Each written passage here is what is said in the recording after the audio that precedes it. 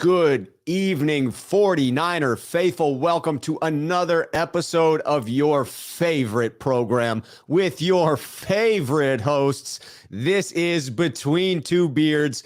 I'm Rob Schuh. That's Randon. That's Randon McMahon over there. Randon, how you doing this evening, man? I'm doing good. Like I told you before we got on, we're at a beard and a half now. It made me sad. My Kings lost in the first round in Game 7, so I had to shave the playoff beard. My girl Kadisa, if she's watching, she was happy to see a little bit more of my face. But everything's going good, and I'm doing some podcasting today. So I had a 2-hour-long episode last night for the Kings to end the season. I'm on 2 podcasts today with you, and then Carcast, who's in the chat. Shout out to him. Right after this one, going straight over. Boom, getting in there to Carcast, who is in there. The chat is popping off, by the way. It was popping off before the damn show started today. People are anxious. They like the topics. They are in it. So getting back to the beard, I mean, obviously the most important comment that was made there. Your girl likes the reduction of fur a little bit. The playoff beard was a little out of hand for her tastes. No, she's not she doesn't hate it. She doesn't not like it. She prefers to see a little bit more of my face or whatever, and so Aww. It is what it is. You got to please her sometimes. Very sweet. Yes, you should. You should darn well do that, Randon. That's important. That is very important. All right, so we got a tight show here. We got to get this thing cranking in our hour time slot here. We got some good topics to get into. So what say we just jump the hell into it, Randon? Straight cliff diving. Let's do it. Straight cliff diving into Steve Young's comments on Trey Lance. Steve Young came on Rich Eisen's broadcast. He was talking about readiness, specifically asked about Trey Lance. He talked about how the term ready is a loaded term, that it's not right to use that term. Went on to say, who's ready? Like, how are we defining ready for someone who doesn't have the experience, who hasn't been out there on the field? It just in tone of these comments, we'll get into, I'll read out some of the comments in just a moment, but overall tone, I saw these as supportive comments of Trey Lance. My takeaway was, this is where we should be with someone who doesn't have substantial playing time. I have not, speaking for Steve Young, it sounded as if he was saying, I've not seen anything that would dissuade me from believing Trey can be successful given the time to acclimate to the system and start games. Yeah, I mean, he's pretty much like saying ready for what? Like ready to be the MVP of the league, ready to be a starting quarterback, ready to be sufficient enough to win games. Like what are we defining this as? And he said, he's a smart kid. He looks like he can read defenses or get people in the huddle. He looks like he's a great leader out there. Like, he did say like he's, that the only thing that gives him qualms is maybe his accuracy issues. But right. But the thing he's saying is like, you need to start games. Yeah. Like he needs to start games. Right. If you solely dictated Peyton Manning's career based on his rookie season, you would believe he was a bust. Right. So like he said, he threw the most interceptions of anybody ever. Right. And that record still stands today for any rookie quarterback. So, he started 2 games. Like, and so it's like, we don't know what it is. And I think, I didn't think that they were, a couple of months ago, I had that rant, about, I didn't think they were doing them the service by not being able to get rid of Jimmy and freeing up that money. And that still can happen. And maybe next year they'll have an extra $50 million, because the money rolls over and all that kind of stuff like that. So maybe this year is about getting him acclimated, and then they try to go for the Super Bowl. I mean, not that they're not trying to go for the Super Bowl, but they really will go hard in like everybody wanted them to this offseason, next season. But he just got to play. Yes. Right. Like he just got to play. And and I think that Steve is saying that.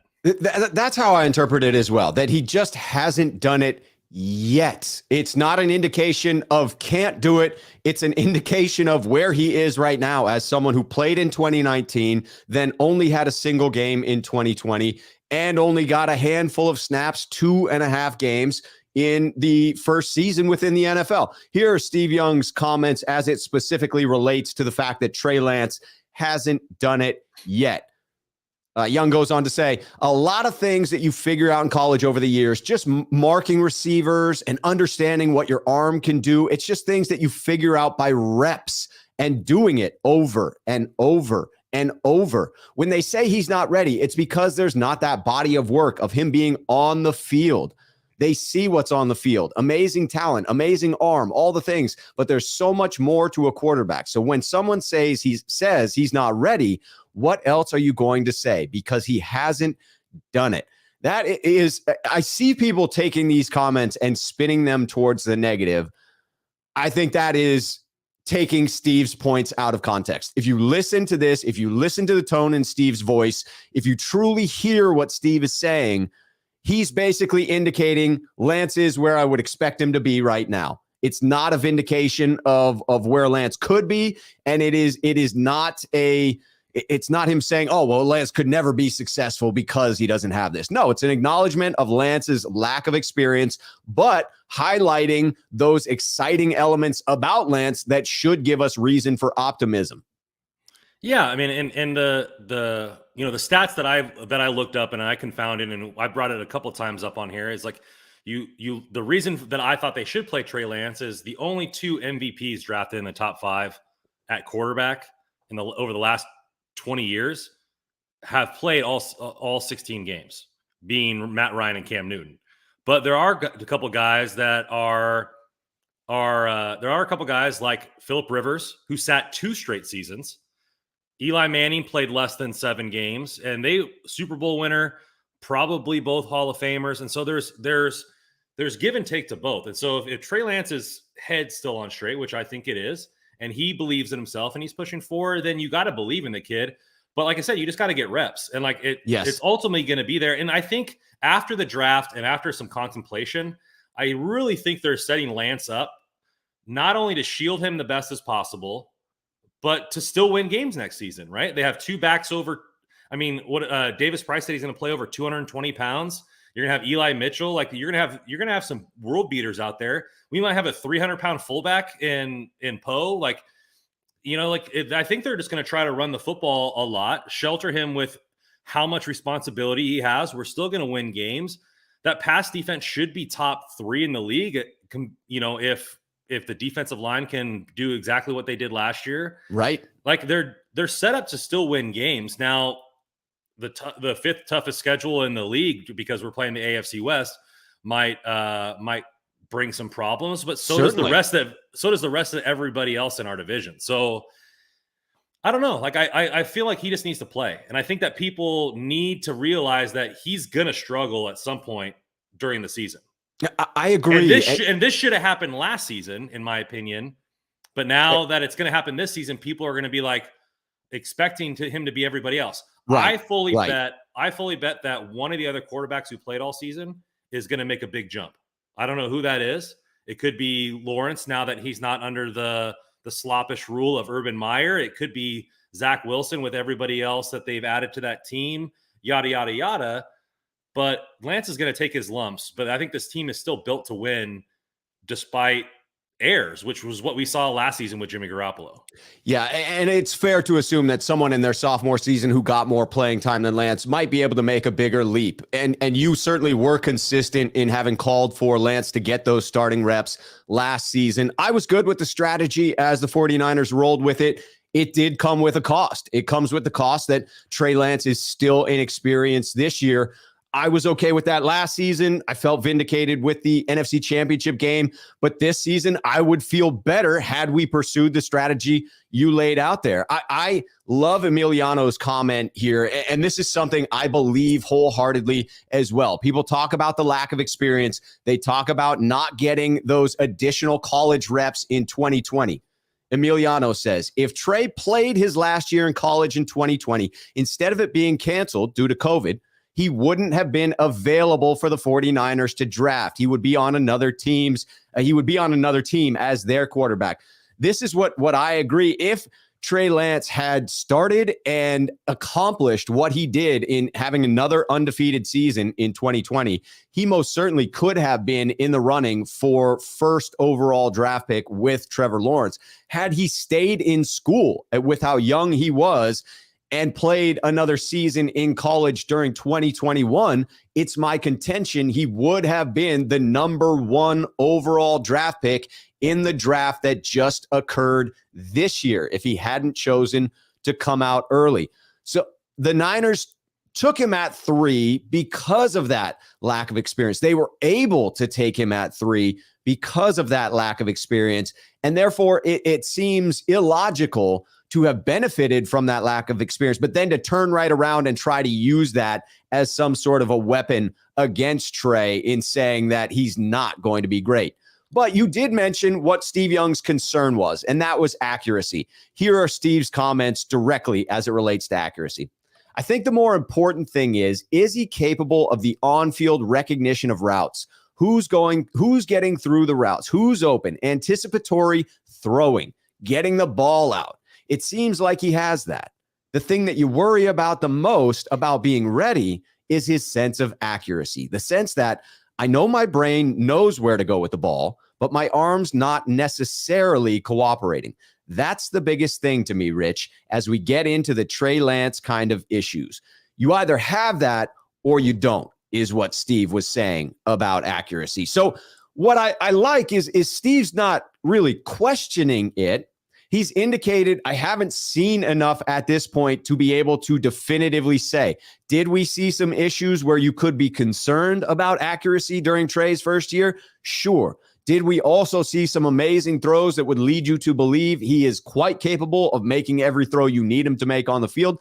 Yes. It was such a small sample size, it's near impossible to tell which of those two is more prevalent. So I thought Steve walked this down the middle. I saw nothing incendiary about his comments. No, and literally fans can say all they want, and nobody's gonna know. Like it's really not like people are saying like this is slander and like F these guys and Chris Sims and Steve Young or Joe Montana and Lance is going to walk on water and turn water into wine and all this kind of stuff like that. And they don't know either. Like, it's really just, it's speculation. And a lot of these come to be, from the standpoint of how much is this guy willing to put in? How much work is Lance willing to do to be the best? And it's really all up to his shoulders. I mean, he couldn't have landed in a better spot. And he's not the only one saying this. I believe It was one of the Matts that was unlocked on 49ers. I don't mean to plug another channel, but he was talking about But he was talking about what camp was like last year. Yeah. And he said literally Shanahan was in Lance's ears, diagnosing the defense real time with him, right, and telling him where to go with the football. And then when he was out of Lance's ears, Lance started making mistakes. Like, he's still learning to diagnose defenses and knowing where to go and getting the ball out. And that's what Steve is saying. Like, he's smart enough to know where everybody is on the field, but can he put that from his brain to his hands? Does he have that reaction time? Does he know how much loft to put under the ball? Does he know how to do all this kind of stuff? And that just comes second nature. Because when you're playing sports, if you're thinking you're losing, right? Like, if you're not, your brain has to react with everything. Right. And when you have those guys who are the premier at their game, like I said, I just got done watching the Kings lose. Connor McDavid's the best player in hockey. And every time that he touched the puck, my asshole clenched because it was almost a guaranteed point or a goal, and he was just far better than everybody else. And you just see those sometimes with athletes who can just take over games. Obviously, you see, we're San Francisco Niner fans. I'm not really a Warriors fan, but you've seen what Steph Curry has done to the game of basketball, and how when he touches the ball, any magic can happen. Trey Lance has those elite skill sets. Now, can he put it all together and become an elite football player, an elite quarterback? That's going to be up to him ultimately. Agreed. And we have to be patient in allowing him to put that all together or seeing him struggle in putting that all together. What I love about Steve's comments is he wants further observation. He goes on to say, that's the issue that I really want to focus on this summer. And as he gets into the fall playing, it is his arm connected. I do believe he has the ability to find the open guys. Processing power that you worry about, he has that. But can his arm do the work? You can't work on that. You can work on it on the edges. You either have that or you don't have that. And that's the number one thing I kind of want to see in the fall. So to me, very reasonable comments by Steve Young. Matt Mayoko went on to say about these comments specifically that the comments were in direct contrast to what Joe Montana had said in the Super Bowl, where he talked about Trey Lance not being ready. I didn't see this as a direct contrast. I saw Joe's as being, I don't know, they seem to be not uneducated, but mildly uninformed opinions off the cuff. Whereas Steve seems to be coming at this very analytically. He's looking at both sides of the issue. He is acknowledging that he sees both things to be optimistic about and thinks he wants further observation in order to confirm or contrast that opinion. This feels very much like the scientific process where he is taking new information and forming new opinions. And I'm all about that because I agree with the comment here by official BNA Music 88. I think it happens a lot. I'm not saying that Steve or Joe is guilty of this, nor do I think we'll get to some comments by Chris Sims later. I don't think Chris Sims is guilty of this either, but I do think some are. Official BNA Music 88 says, call it like it is. A lot of people don't like Trey based on what he stands for. Look at what's on the back of the helmet. Those same people give the lazy comparison between him and Kaepernick. It's all noise. I don't think that's true of every national pundit, but I think it's a fair amount. And it's worth calling out that you have to filter some of these comments about Trey Lance through that particular lens. Again, I thought Steve's comments here were very fair. Yeah, I mean, I think it goes both ways too. You see a lot of other sports where you have more right-leaning athletes, get tore up by the left and everything like that. And that's just the political nature. And it really doesn't have anything to do with his talent on the field. You know what I mean? Like people were upset about Bosa. And then when he started sacking quarterbacks every weekend, that stuff went away, like it just did. And so Trey Lance, I think, to be honest, is a harder worker than Kaepernick. And obviously I don't know Kaepernick. I don't even know Trey Lance. But now that I've been doing the podcasting and going deep diving and reading reports and doing all this kind of stuff, it seems to me that Lance is able to block all this stuff out. Lance is able to do all those things. And I'm going to bet on a guy that believes in himself. I'm going to bet on a guy with a good head on his shoulders. I'm going to bet on a guy who is willing to put the work in. I mean, he spent all offseason down in LA working on his mechanics and his footwork and everything like that. And only time will tell. And like I said before, he doesn't need to be an all-star for the Niners to win. No, he does not. We made it to we made it to the MC Championship with a 20 touchdown, 12 interception quarterback, like with no rushing capability. Right. So an immobile 20 touchdown, 12 interception quarterback. So, I mean, you brought in another running back that somebody likened to he runs like a drunk driver. You have Elijah Mitchell, who, was easily over 1,000-yard rusher without injury. You have Trey Lance there. They drafted 2 guards in back-to-back seasons. Like they're loading up to run the football. And I wouldn't be surprised if they run it 65% of the time. And if you look at it this way, a lot of people don't know this because they bring stuff to his accuracy issues. Lance is inaccurate in the middle of the field where Jimmy's the most accurate. But if you look at his college tape, he was the second most accurate quarterback from 0 to 5 yards. What does that sound like? Get the ball out quick, give it to Deebo Samuel, and let Deebo Samuel be Deebo Samuel. Right? Yes. Danny Gray is not a great route runner, but he's good in open space. If Shanahan can scheme him open and he can turn on those burners, those are touchdowns waiting to happen. So it's like, I think the fact that they're setting him up to win and they're allowing him to grow within the roster that they built. Like he's not relied upon to be anything. Right. Trevor Lawrence has to carry the Jaguars. Zach Wilson's going to have to carry the Jets for them to be relevant. Tua, who's getting scrutinized left and right, like he has more on his plate this year than Trey Lance does, in my opinion, because that team needs him more in order to win, where the Niners can run the football and be a top 5 defense and win 10+ games. I certainly agree about where the Niners are and the position that puts Trey Lance in. You brought up Deebo Samuel. I just want to hit that because Steve Young was asked about the Deebo Samuel situation on Rich Eisen. And Steve came out with the comment that he believes Deebo did himself a disservice with the way in which he acted, that he thinks of these negotiations as there are no victims in these negotiations. These are business negotiations, and Deebo is a party to those negotiations. He goes on to say that if you don't want to be here, you can force your way out of it by sort of stating your case as opposed to doing it in the way in which Deebo did, which was communicating that he was unhappy, but doing so in, I don't know, sort of an awkward fashion about it. He goes on then to say just how important Deebo Samuel is to the 49ers. Can't think of a more valuable player. He would list Deebo Samuel as the number one most valuable player for the 49ers. Again, I thought Steve was just speaking the truth. I didn't think he said anything inflammatory about Deebo. Didn't think he was sticking his nose into Deebo's business. I also share the viewpoint that Deebo went about things in an unfortunate manner and could have been a little more professional throughout, even if he did take offense. This is a business negotiation. You want to try and keep emotion out of it. If I were advising Deebo at that time, that's the sage advice that I would have given him. And it seemed that Young was very, very reasonable in his approach to that situation. Yeah, it just reminds me of, one of our favorite shows, Seinfeld, where George tries to break up with his girlfriend and she goes, no.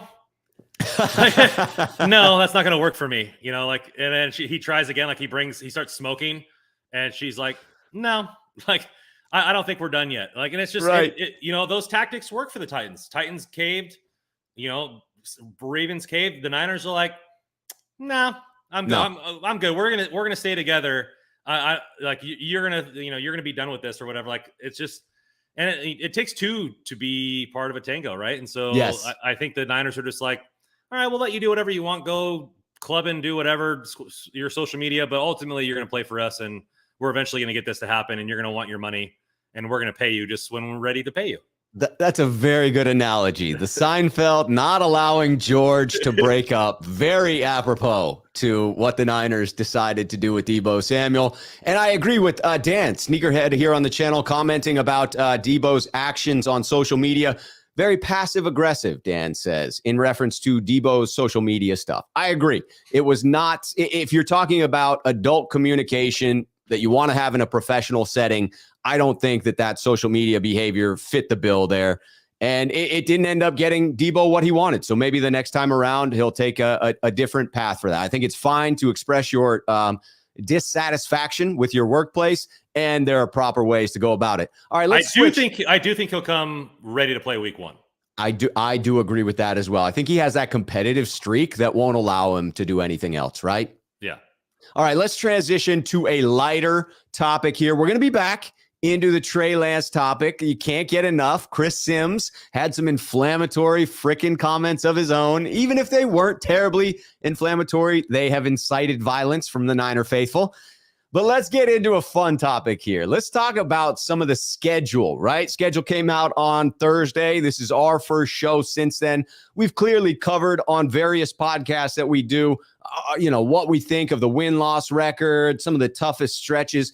So this is a different way of looking at it, ladies and gentlemen. We are doing you the service of letting you know which are the top 3 away games in 2022 for Randon and for myself. Separate lists. Maybe there'll be some commonality. Maybe there won't be.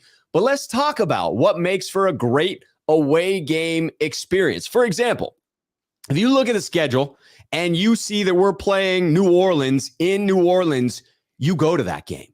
You go to that game first and foremost because New Orleans is a phenomenal effing city and you want to spend time there. We don't have New Orleans on the schedule, but let me tell you what I look at first and foremost, Randon, as far as criteria when I'm ranking these away games. I look at food. I am a food guy. I need good eats, Randon. I need to know what kind of food is the area known for. Do you have good barbecue? Count me in. You got deep dish pizza? Yes, please. If you're known for putting chili on top of spaghetti, you're going to have to do better than that. You know what I mean? If Skyline Chili is your damn claim to fame, then you better have some outside attractions for me. What is it that you look specifically at when you're ranking the away games, my friend? Yeah, like I said, I've been to 25 out of 30 baseball stadiums. I've traveled quite a bit for games. And for me, I'm a big beer drinker and foodie. So the stuff that you do before and the game is going to be the game. Yes. But also when I go for baseball, I don't go to watch my team play. I root for the home team because I get a hat. I want to immerse myself in the experience. But in this analogy, you're going for the Niners. So my list, not only with the outside city, maybe a city that I've never been to, what can I do in the city in maybe 48 hours because you're not going to spend that much time there. all that kind of stuff like that. Like those all are going to come to play. And then some of mine also are the relative chance of a win. Because if I'm going to spend hundreds of dollars in plane tickets, do I really want to go see a team that has a really good chance to beat us? The game might be better, right? The game might be come down to a last minute drive. Right. But it doesn't matter how good your weekend is. If the Sunday ends in an L, that's all you're thinking about, not how good your food was. See, there's the difference between you and me, my friend. Because if I'm getting an L, then the only thing I'm thinking about is how good the damn food was. I've mentally blocked the other out. You're going to eat yourself out of your feelings? That's exactly right, my friend.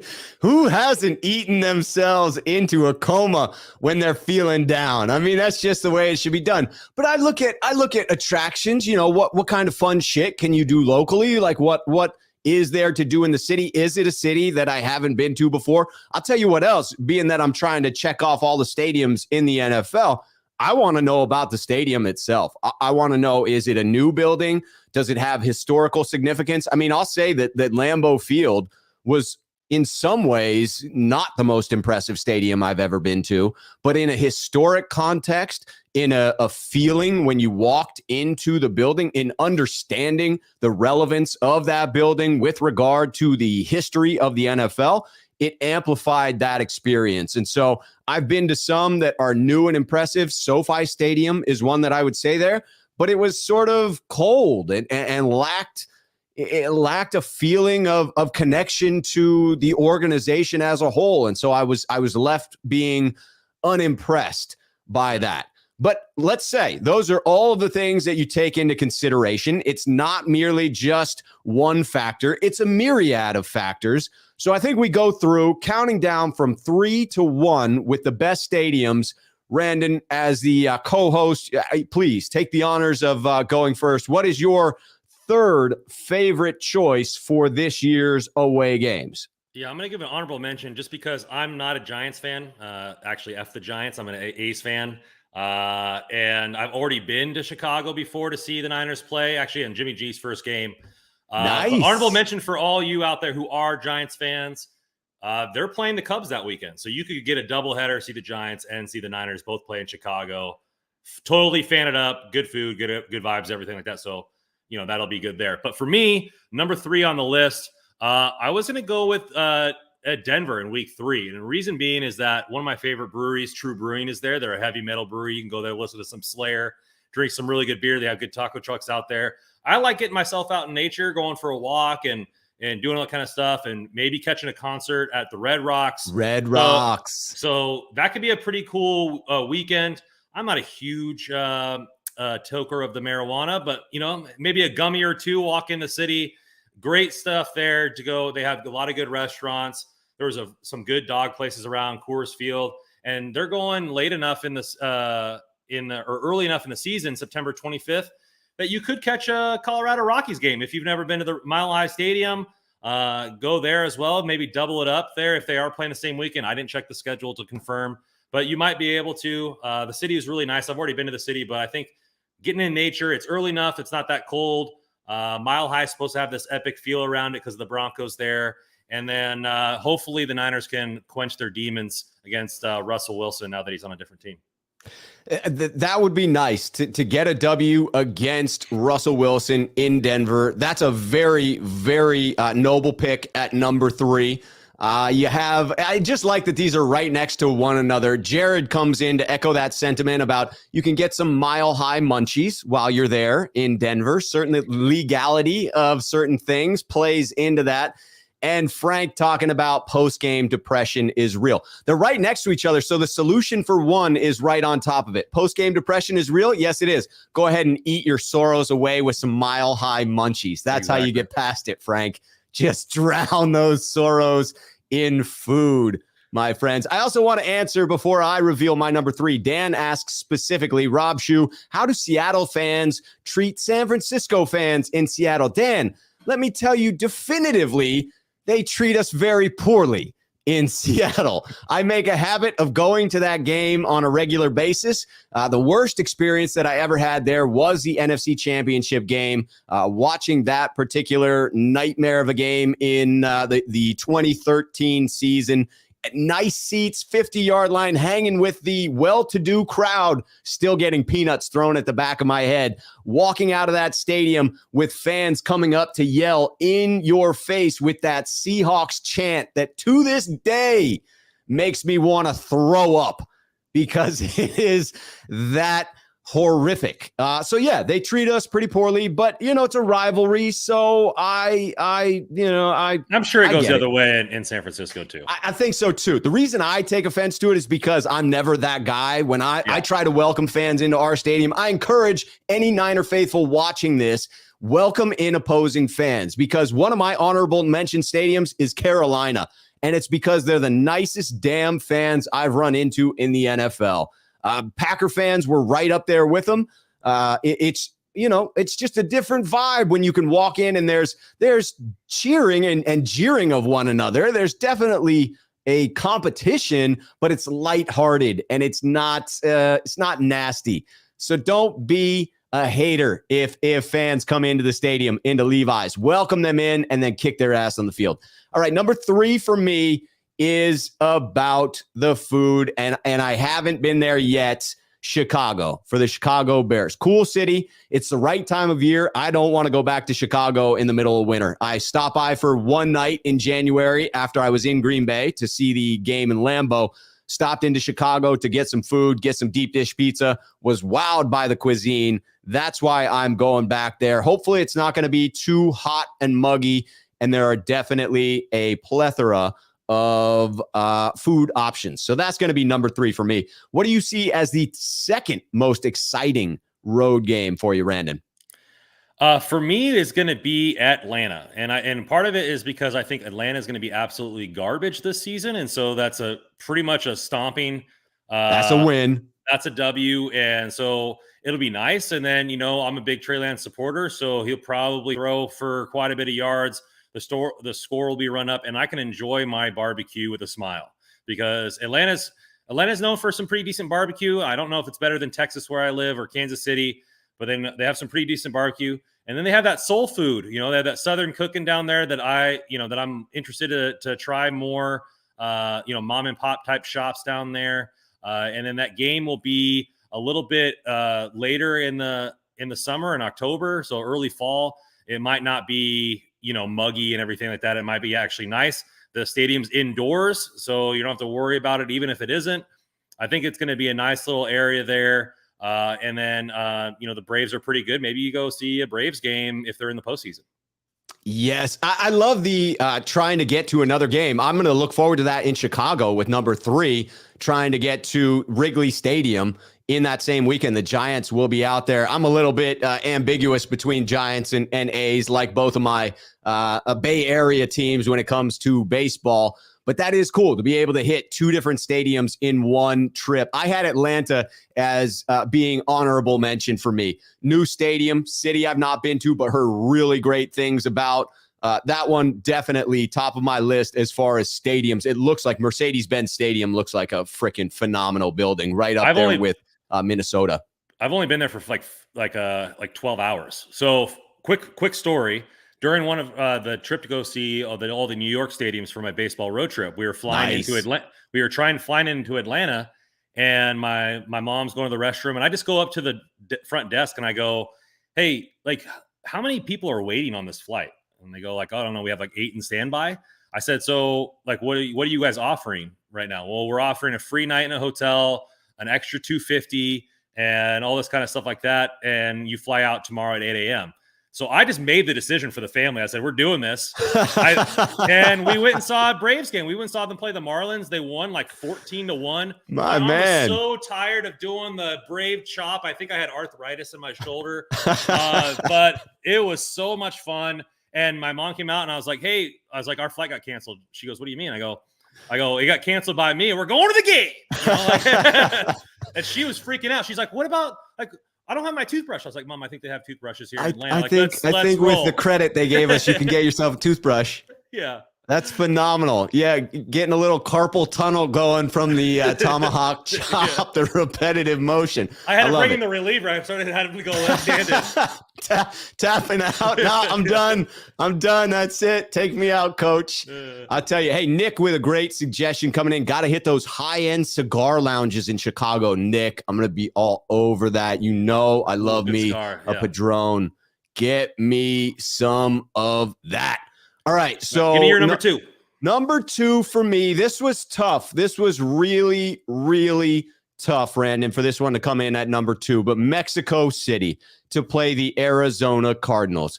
It was really hard not to put this as number one on my list. Great food, so I've heard.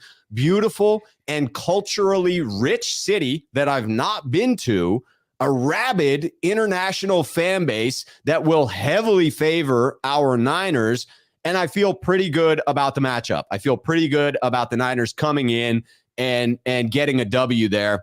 It seems like a once in a great while type of an opportunity to go see the 49ers play in Mexico City. This one had to be top two on my list. Again, hard not to put it as number one. That's going number one for me. So I'll just continue picking back in on with you. And I think the food is going to be top notch. I mean, yes. One of the top 5 restaurants in the world, Pujol, is there with a 3-star Michelin chef. If you wanted to get super I've rich, watched that on the Food Network. Yeah. So he's there. They have a thing called 1,000-year-old mole, where they take the mole from every single night and they put it back in the pot and it continues marinating. So it's phenomenal there. Great food, great culture. That's a trip that you'd probably want to take a week, and kind of just go down there and really, really soak it in, because when are the Niners going to play down there again? Probably not very much, it might be a once in a lifetime thing. Although maybe, hopefully they do it to where that's kind of like our London trip every year as we play a different opponent down there. That'd be pretty sweet. But I just think it's going to be there. I think the Arizona Cardinals are a beatable team. I think it's just a once in a lifetime opportunity. Yeah, the tickets might be expensive, but it's a cultural opportunity. It's a once in a lifetime opportunity. It's something that I think is going to be really nice. And then, I had Francisco X Rivera. He's a Spanish announcer for the LA Kings. And he talked about growing up in Mexico and how they adopt a lot of California teams because the fact that a lot of their families end up, migrating there, and they send gear back. And so a lot of them are California. That makes sense. A lot of them are California sports fans. You look at the LA Kings have the largest Latino fan base in all of hockey. And so, that's why a lot of Latinos are, Raiders fans, they're Niners fans, and all that kind of stuff is because of that migration. And then they send stuff back there. And so I think we would definitely have a vast fan advantage playing in Mexico City. And then, like, you've seen videos of their fans, for soccer. Like, it's going to get rowdy. It's going to get fun. Yes. And I think the overall trip is just going to be too much to miss. Hopefully I can get the whole time off. Hopefully the tickets aren't too expensive. And I can make that my trip this year. Well, hey, man, maybe we link up for the first time in another country. That'd be pretty badass. We'll bring in a couple of comments here. Beards abroad. Yeah, beards abroad. Oh, shit. Sean 9519er, sneakerhead here on the channel coming in. Rob Schuh, best game to see in 2022? The game we clinch home field advantage. Bang, bang, Niner gang. I love the optimism there. We also had a good recommendation that I saw there. In case you add the ATL trip that you're talking about, official BNA music coming in. Rob, I heard the barbecue lemon pepper wings at Magic City in Atlanta are fire. Keep that in mind. I need those food recommendations. I need them. I absolutely need those food recommendations. Okay.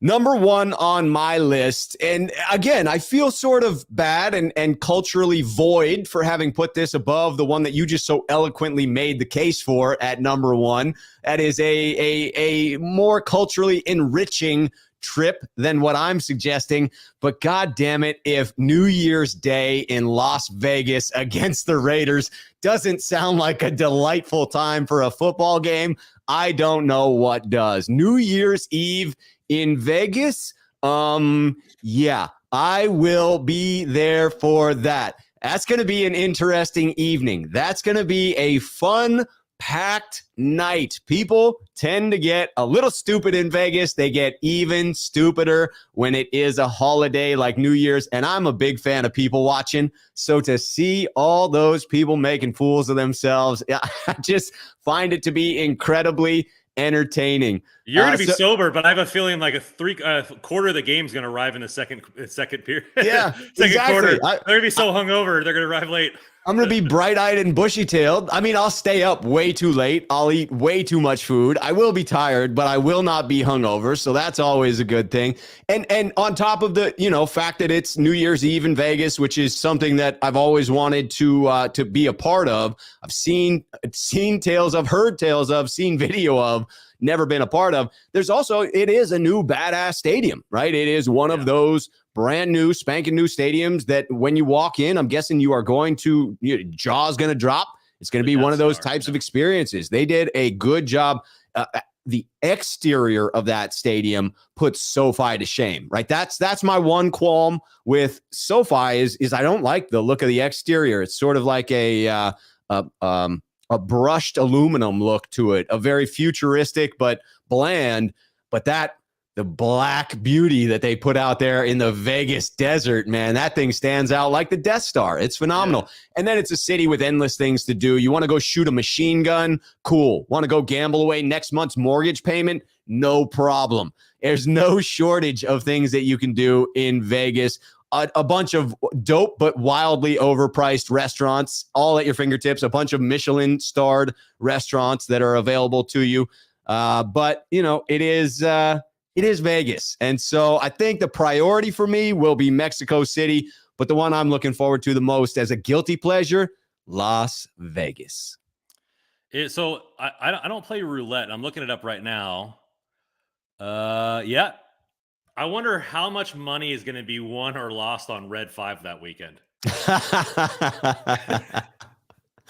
That is a great question. It is Las Vegas, baby. Dustin Kohler and I were just there for the draft recently. Yes, I am looking forward to getting back. No question about it. I see some other comments in there that make me chuckle, but I'm not bringing them into the thread. They stay right there in the comment section. Yeah, the only other one that gets the honorable mention for me, I mentioned Atlanta, but Carolina, again, because of the nod to the nicest fans out there. All right, let's transition back to that Trey Lance topic. We hit Steve Young talking about Trey Lance. Now it's time to talk about Chris Sims. And Chris Sims had a little bit to say about Trey Lance. It was specifically because he is doing his ranking of top 40 quarterbacks in the NFL. He starts at 40 and works his way down in increments of 5. So today, 30 through 35 came out. He has now listed his top 40 quarterbacks. He's listed the back end of it from 30 up to 40. We don't know where he's got everyone else ranked in the top 30, but what we do know is that he ranked Trey Lance at 31 in his list of top 40 quarterbacks, and it definitely upset 49er faithful. They looked at this as a disservice, as slander against Trey Lance, indicating that out of 32 teams, he might be the 31st worst quarterback. That says something about what Chris Sims thinks of him as a player. But I saw it a bit different. I saw this as closer in alignment to what Steve Young was saying about needing to see more. What I heard from Chris Sims is that there's not enough information to list him any higher at 31 at this point. Do you agree with Chris Sims in that point? And is it fair of him to have included Lance this high on the list? I thought some of what he said was a little bit slanderous for lack of a better word. I just, and yeah, he's on TV. This obviously clickbait is going to help his ratings and stuff like that. So him using vibrant language to describe how much he thinks Trey Lance is not ready is going to help his ratings, because Niner fans, as we see on Twitter, like rally the troops like nobody's business. And so, I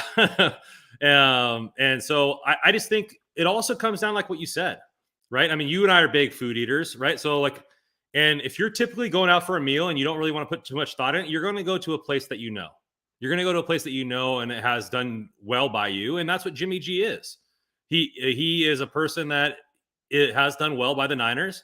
We've won more games that we lost. Whether you think that's because of him or not, that's irrelevant. The W was on the mark. And so like that, to me, that sounds like a place that, hey, it's not great food. It's just good food, good atmosphere. I'm going to go have a nice time, that type of thing. Where Trey Lance is like, okay, this could be a new hot chef is in town. It could be a Michelin star experience, but there's not enough reviews out yet. There's not enough people that have eaten there yet. And so for me, I think it's just, it's more of that stuff. And ultimately it comes down to Trey Lance, in my opinion, like I said before. It does come down to Trey Lance. I enjoy James's comment just for pure comic relief. Chris Sims is 40 out of 40 for talent scouts. So I see this. He acknowledges that he's going to get a bit of heat for his ranking. And he says flat out, Trey Lance is one of the hardest guys to place on the whole list. He sees the talent, specifically says that. He says, if you believe you can groom him, I get it. Seems like a good kid and he's smart. No doubt of the talent. He then gets into too many questions, which is why he seems to leave him at this point on the list. That there are guys that are in front of him that aren't as talented as Trey Lance, but have answered more questions for Chris Sims. His accuracy is the biggest question, according to Sims. This is the quote. I think the accuracy is still the biggest question, Sims responds. Just pure ability to be a thrower and a passer. Again, every game was a effing miracle to get back to 50% throwing. I mean, it really was. And I feel like Shanahan had to basically call plays to just go, let's get his completion percentage up. Maybe we can end the game at 50%. I really felt as I was watching some of the games, that was part of it. That section is maybe the one where he does drift into a bit of slander, a bit of negativity towards Lance that I don't necessarily agree with. I don't think it is out of the realm of normalcy for a rookie to come into a game and struggle early with their accuracy, get comfortable in the game, and be more accurate as the game goes forward. I don't necessarily view this as Sims is saying that, oh, well, Shanahan looks at the completion percentage and is like, oh, goodness, we're hovering at about 35%. I better get him some gimmies right now. No, Lance, he's calling the game as he sees it. Shanahan's calling the game as he sees it. Lance is getting more comfortable. He got more comfortable from week 5 to week 17. In week 17, he got more comfortable from the first half to the second half. That all comes around to something I would expect. He then goes on to talk about his velocity. He says he's throwing to a receiver who isn't that far away, and he's throwing as hard as he can. It jumps out when you watch on film. And then I think what added on to it, you see very few real quarterback plays where he would go through the pocket, read it, do all that. A lot of his big plays on the stats were what I call Shanahan specials, where it's a great throw downfield and all that, but frick, he's wide open by 10 miles. I mean, you could say the same thing about Jimmy. It's not as if they named it the Jimmy Gimme. Right, exactly. It's not as if Shanahan isn't drawing up Shanahan specials as frequently as he frickin' can. That's his job. Yes, if I can draw a play where I can get a receiver 10 yards open, I'm going to do that on every play. It's not for Trey Lance's benefit. It's because that's good football. Yeah, like, oh yeah, let's drop this place and throw it into triple coverage. That's what I really want to do to make it harder on my quarterback. No, right. That's his job. Squeeze that one in there. That's his job. And for me, it's like there's a lot of fans out there that were, it's like, okay, like, oh, it's so slanderous and all this kind of stuff like that. And to be honest, nobody knows. I mean, he's played 2 games, and I've liked what I've seen, but there's just as much of a possibility that he is a bust it's actually more of a possibility he's a bust than he is a success. Only 41% of quarterbacks drafted in the first round over the last 20 years have made it to 1 Pro Bowl. So it's like, it's just the part of being a part of the quarterback. Out of the 5 quarterbacks taken in the first round last year last year, a majority of them are going to fail. Probably 3 out of 5 are going to fail. So it's just part of the sport. And I think that Lance, like I said, I'm betting on what's on top of his shoulders, which is his mental makeup, his work ethic, and his elite attributes, and it's up to him to put it together. But, in the Houston game, he threw for more air yards than anybody in the Shanahan era. In college, he was very accurate from 0 to 5 yards, but like his timing routes in between the second and third level aren't great. Like they're not. And sometimes his feet are far behind. And so like that's stuff that's going to be worked on. But the fact that there's so little tape on him and most of his progression has been done outside of the actual games, we don't really know what he's going to look like until the preseason rolls around or week one's going to roll around. And I'm willing to bet on him, and I'm willing to bet that he's going to be successful. I've been clamoring for him to play since he got drafted. I am too willing to bet on that fact. And I think it should be acknowledged that Shanahan's going to be able to draw up many more of those Shanahan specials that Chris Sims is referencing with someone like Trey Lance, who has a greater number of physical gifts. You can't design the same rollout play for Jimmy Garoppolo because he's not going to get to that launch point with the same speed that Trey Lance can, with the same confidence. So again, getting back to the Shanahan specials, that's something Kyle Shanahan wants to draw up, and he should have more opportunities to do so. The last piece that Chris Sims talked on, Dirk Pippen coming in early to talk about it, where will Jimmy be ranked? Chris did tease the fact that Jimmy will be ranked above Trey. I have to say, given the justification that Chris laid out of just didn't have enough information to move him up the list, if that's the reasoning that you're using, I have to say that I think it's fair that he ranks Jimmy and some less talented quarterbacks above Trey Lance, because he's then said, well, my criteria is that they've proven it on the field. So if you're going to say I need to see the results before I move the ranking up, it's not going to be based on potential. It is based on what they have done. I can get on board with that. But my guess where was Zach Wilson ranked? That's what I was going to say. My guess is he's taken Zach Wilson and thrown him way up the board because of potential, and he's not viewing Trey Lance in the same light. So as long as you're consistent, I'm good with that. I'm reasonably confident that Chris isn't going to be consistent in these rankings throughout. I would have to check because, like he had him at his number one. He had him at his number one. He was high on him last year. Said he was going to come out and light the world on fire. Yeah, let me see if I can pull this up what the ranking is so far. Locke, Pickett, Bridgewater, Minshew, 36. I didn't see 35 through 30. But, I mean, did Zach Wilson really prove anything last season? I mean, and James pointing out he was 27 last year on that top 40 list, having done nothing. So you would assume if he's high on him, he's going to be at that or above, which is just, I mean, I get it, right? If you're high on a guy, great. But if you're going to give someone the benefit of the doubt, he goes on to say that Trey Lance is in the best situation. And I do give him credit for that. I give him credit for calling the 49ers maybe the best team in football and acknowledging that if Trey puts it all together by the end of the year, they're going to be real tough to beat. And, that Trey could be that guy by the end of the year. I give him credit for that, even if I disagree with his other statements. Yeah, I mean, you're gonna get two pretty good matchups week 1 and 2. I mean, the Bears and the Seahawks to really let Lance really evaluate he is during real games and see what's going on before you have to go into Denver, which will be the first real test to see if he can battle out with Russell Wilson. But like all this stuff, really, like the ranks and like what people think about quarterbacks and all this, like it really means zero to me. I don't get fired up about it like a lot of fans do. I don't call him a quack. It really means nothing because ultimately, like there's people. What Adam Rank had us winning like 3 games and we went 13-3. Like these guys are just projecting, just like everybody else. They're using what knowledge they have to project, and us fans are doing the same thing. And maybe we believe more. Maybe we value more potential than what we've seen on the field versus what he does.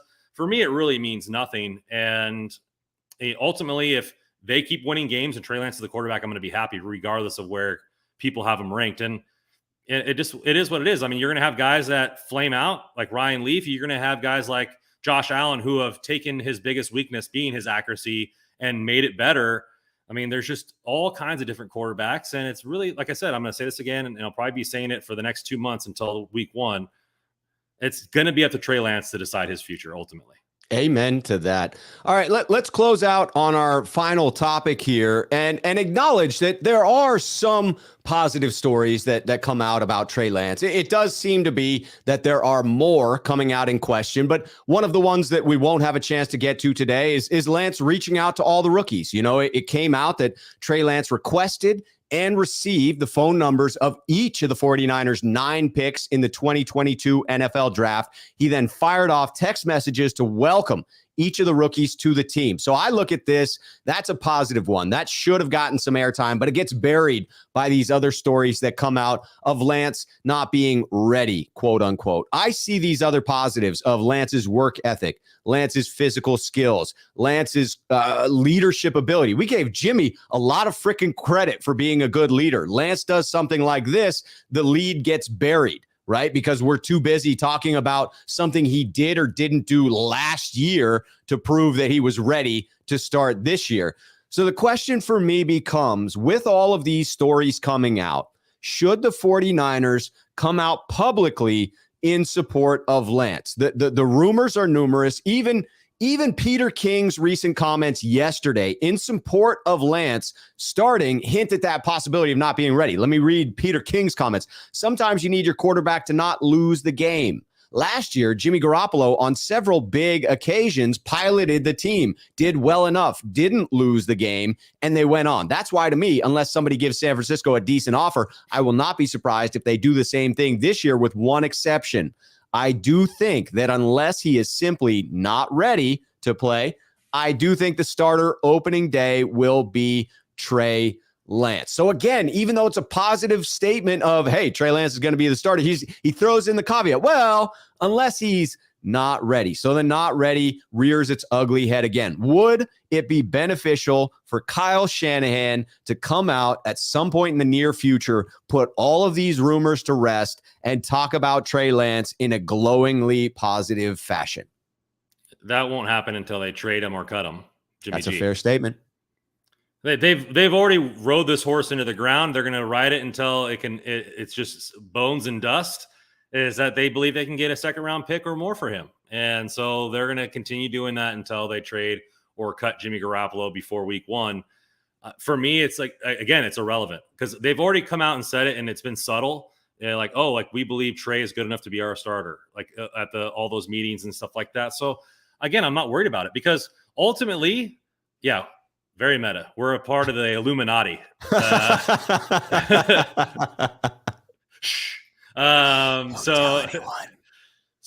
like Jimmy can't even throw. Like he's gonna pick up a football for the first time. Like what, at the beginning of July? Like preseason game start in August. Like he's not gonna have any reps whatsoever. It's gonna be Trey's job to lose. Like it really, for me, it's irrelevant. Like And so it doesn't really matter. They're going to try to get what they can. They're going to hope for an injury on another team to get some money out of him. Ultimately, I think they're going to do what's best. They drafted a quarterback in the 7th round. Like if they were fully planning on keeping Jimmy Garoppolo, that wouldn't be a thing. You don't need 4 quarterbacks. So I just don't, it just doesn't make sense to me. And eventually when all this stuff happens, they're going to say, oh, like we've told Lance privately all offseason. He's our guy. He's our quarterback. Right. We were just trying to posture to get the best package for Jimmy Garoppolo. We believed in him all along. Hug, hold up the pitcher type thing. And that's what it's going to be. And for me as a fan, like all this Trey, ever since the draft, like Trey versus Fields, this, that, Jimmy Garoppolo, this, that, what's best for the team? Did he or not? Did he this, that? It's exhausted me so much that it's like, I don't give a flying F. Like, I really don't anymore. Like, let's just get to week 1, please. Can we please play the Bears? That's all I'm worried about. Like, there's nothing else that really matters to me. And we're going to see stuff in the preseason, right? You're going to see him miss a 3-step drop back of a receiver wide open. People, oh, he's not ready. And then you're going to oh, he's going to throw a deep bomb. Oh, that receiver was 10 yards wide open. Like, anybody could have hit that. And it's just like, who cares? Did we get a W? Like, is he progressing as a quarterback? Does he still show elite traits? Like, if people, shitting on Jimmy Garoppolo, did we win? We won. Who cares? Right. He's not the best quarterback. We all know this. I don't think there's anybody on earth that's saying he's a top 5 quarterback. And if they are, then they're delusional. Right. But for me, it's are we winning games? Are we in the playoffs? Are we attending for a Super Bowl? As a fan, that's what I want to do every single year. I think Lance has the opportunity to do that. I think Lance has the potential to have us have a 10-year dynasty or more with him at quarterback. I agree. For the next 2 months, it's irrelevant to me. What I would say to the 49ers is the jig is up on Jimmy Garoppolo. No one believes you that you're going to keep him as a starter, right? Stop it. If that's your reasoning for not coming out and supporting Trey Lance, just stop it. Just Stop it. Come out, create this environment. Because, I mean, I agree. Tom Bragg comes in here to say the 49ers should have publicly supported Trey a long time ago, but they never come out publicly with anything. I agree with that. The Niners are very hush-hush. They only leak things that they want specifically leaked. They allow rumors to linger that they want to linger. Why would you want this report to linger? If it's people speculating, that's one thing. But many of these reports are coming out citing the team or coaches or players. And that makes it feel very personal for me. And therefore, I would challenge Kyle Shanahan to come out with a strong statement, because I do think it would put some of these things to rest. I do believe it would create a healthier emotional setting for the locker room. And as I said, I just don't believe anyone actually believes the 49ers anymore when they say, oh, well, you know, if no one else wants him, we'll keep Jimmy Garoppolo. He's a very, very important asset. I'm not buying it. Nobody is either, 49ers. So go ahead and let that ruse go and just support the young gentleman so that we don't have to hear all this nonsense. I got two things before we get going. Hit it. One in Locked On 49ers, Mayoko said that they drafted Purdy because the fact that he's like Jimmy Garoppolo light. He doesn't have great arm. He spent a lot of year in college. Do you know he turned down a full ride to Alabama? I did not know that. He turned down a full ride to Alabama because he said he didn't like the culture of what Nick Saban created, and he'd rather go to a program and rise it from the ashes. That's why he chose Iowa State. Good for him. He's a very smart kid. He's a team guy. He really poses no threat to Trey Lance to start. He's going to be the perfect backup. Like, I mean, he could be a perennial 10-year backup for this team and win games because he does have 4 years of experience. So like he could be the guy that comes in and gets a win in a pinch, but he doesn't really pose a threat to what Trey Lance could be. And then two, in the exit, I keep bringing up hockey because that's the sport I follow as well. But Todd McClellan, the head coach of the Kings, had his exit interview, and one of the guys like, "Why are you always so silent about your lineups? Like, why do you never say who you're going to put in?" And he goes, "Really? Why does it matter which fourth liner is playing? Like, if you aren't good enough to do your job with the information that is given, then maybe you shouldn't be doing your job." It was like. You know, it's like he's pretty much, and the Niners saying like that. It's like, we don't really care about like people like us that are in the forum. Like, right. We're trying to win football games. We're trying to win championships. Like, yeah. Sorry that you think that we should just announce Trey Lance the starter. We're doing what we believe is best. We really don't care what you're thinking about. And our job is to win number 6. And I think you're very right about that. I do believe that's what the 49ers mindset is. I think that's a bit dated. I think it fails to acknowledge the pressures of social media on athletes nowadays. I think the 49ers failed to acknowledge the importance of social media when it came to the negotiations with Deebo, and we saw how that melted down, and we still have question marks as to whether the marriage is going to be a happy one once they do negotiate that contract. There's still a little bit of doubt about it. My contention is that the 49ers need to catch up with the times a little bit and control that narrative so that it doesn't become a toxic environment for Trey Lance. But I agree with you wholeheartedly that the 49ers just believe, hey, we're handling things in-house. We're going to prove it on the field, and we are attempting to win number 6. Hey, the coach ended up saying, he goes, "I didn't make the rules. I just follow them, and whether they're outdated or not, they are what they are." And so he's like, "I don't know, like, what's the best way to go about it? We're trying to win games here. Like, I don't know what to tell you." Yes, winning games is paramount above all else. I would say we won this show, Randon. This has been phenomenal. I know you need to go because you got to get on CarCraft to do another program. Follow Randon there and go check down below for all of his information. There is a link to follow him on Twitter. There is a link for his YouTube channel over there with Cerberus Sports. Randon, this was a fantastic show. Dan is in full agreement. Great show, guys. Always appreciate this. Look forward to our next program next Wednesday at 5 p.m. I will be back tomorrow with the Sneakerhead call-in show at 5 p.m. Members only, as per usual. Appreciate everyone that was here in the chat. All of you should head over to CarCraft to watch Randon break it down right now. Thank you for the show, Randon. Heading over. Thank you, man. Have a good night. Absolutely. Until then, cheers, faithful.